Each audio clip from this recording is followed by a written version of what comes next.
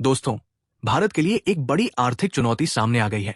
America ने अब भारतीय निर्यात पर जबरदस्त शुल्क लगाने का फैसला किया है, जो 27 अगस्त से लागू होने जा रहा है। डोनाल्ड ट्रंप ने एक ड्राफ्ट नोटिस जारी करके साफ कर दिया है कि भारतीय सामान पर अब 50% तक के टैरिफ लगाए जाएंगे। ये फैसला सिर्फ एक व्यापारिक नीति नहीं है, बल्कि भारत के लिए एक बड़े आर्थिक झटके के रूप में सामने आया है। सवाल यह है कि इस निर्णय से भारत की अर्थव्यवस्था पर क्या असर पड़ेगा, और सबसे ज्यादा महत्वपूर्ण बात, इसका फायदा किसे होने वाला है। रिपोर्टों के मुताबिक डोनाल्ड ट्रंप के नए शुल्क की वजह से भारत के लगभग 66% निर्यात सीधे तौर पर प्रभावित होंगे। इसका मतलब यह है कि वस्त्र, रसायन, इस्पात, दवाइयां और ऑटो पार्ट्स जैसे बड़े क्षेत्र सबसे ज्यादा झटका झेलेंगे।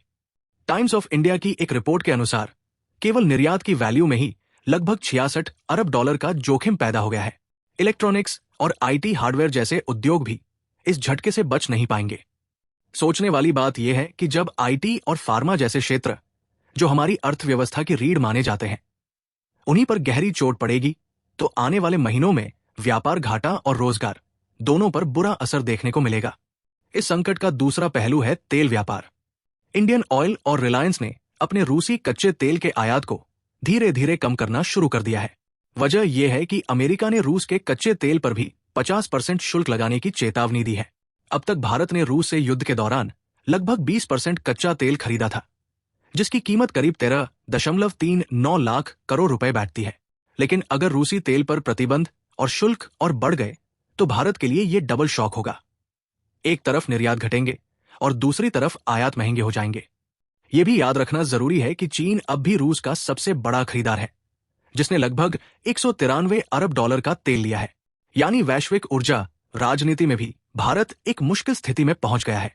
अगर वैश्विक व्यापार की बात करें, तो विशेषज्ञ कह रहे हैं कि ट्रंप का यह कदम अमेरिका फर्स्ट नीति को और मजबूत करता है, लेकिन इसका नुकसान भारत के साथ साथ उन दूसरे उभरते देशों को भी होगा, जो अमेरिका के साथ व्यापारिक संबंधों पर बहुत ज्यादा निर्भर है। इस बीच चीन और वियतनाम तेजी से अमेरिकी बाजार में अपने उत्पाद भेजने की तैयारी कर रहे हैं, क्योंकि उनके लिए अब एक नया व्यापारिक लाभ का दरवाजा खुल गया है।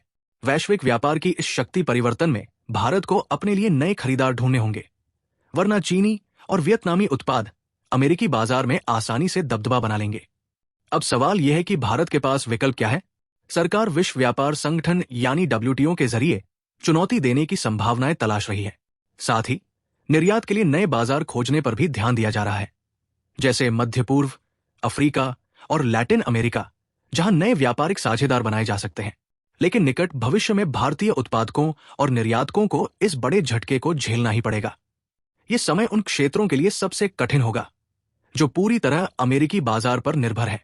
दोस्तों, एक तरफ रूस से सस्ता तेल लेना महंगा पड़ रहा है, और दूसरी तरफ अमेरिका ने हमारे निर्यात पर भारी शुल्क लगा दिया है। सवाल यह है कि क्या भारत इस व्यापारिक तूफान से निकल पाएगा, या फिर इस संकट का सीधा लाभ चीन और वियतनाम को मिलकर उन्हें नए वैश्विक व्यापारिक नेता बना देगा। आने वाले दिनों में इस सवाल का जवाब हमें जरूर मिलेगा। तब तक हम आपको इस बड़ी आर्थिक कहानी के हर नए मोड़ से लगातार अपडेट करते रहेंगे।